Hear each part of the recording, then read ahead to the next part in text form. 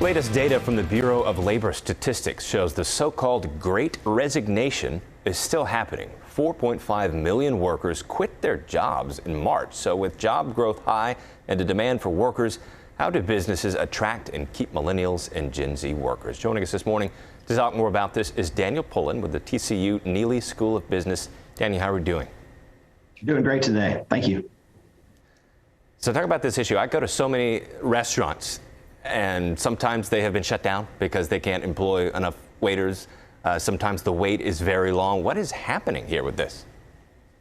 Yeah, I mean, I think you've got an economy that has roared back to life. You've got a lot of pent up demand and energy for citizens to return to, sort of pre-COVID ways of life. And it's really hard to keep up with sort of the labor intensity of all of that.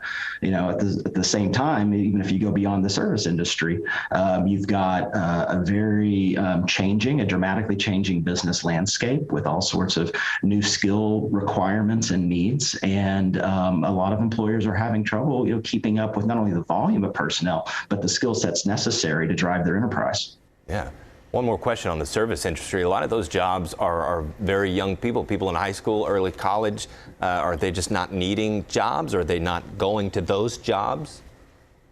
Yeah, I mean, I think it's maybe a combination of both, but with the rise of sort of labor needs from professional and executive jobs, a lot of students, even at a more junior tenure like you described, are having more traditional professional opportunities in corporate America. I mean, I think about our students here at the Neeley School at TCU.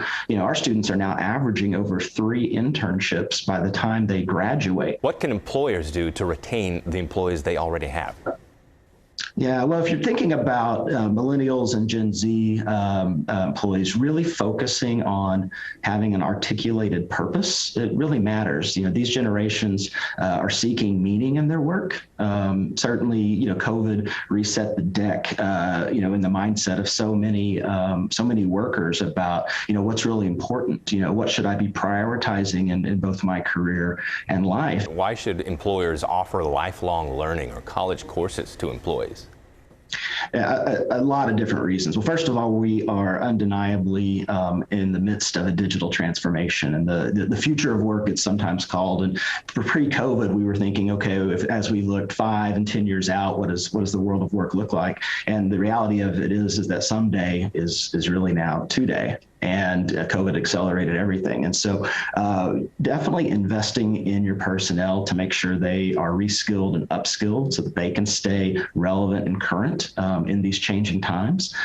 You also get a benefit from a loyalty perspective. It really shows that you care about your employees at the individual level. You're making a forward investment in their professional development, in their career currency, so to speak. And at a time when employers are struggling to attract and retain talent, this is a way that you can make a discerned investment and propel the talent that you have.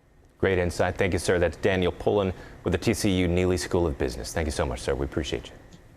Absolutely. Thanks for having me.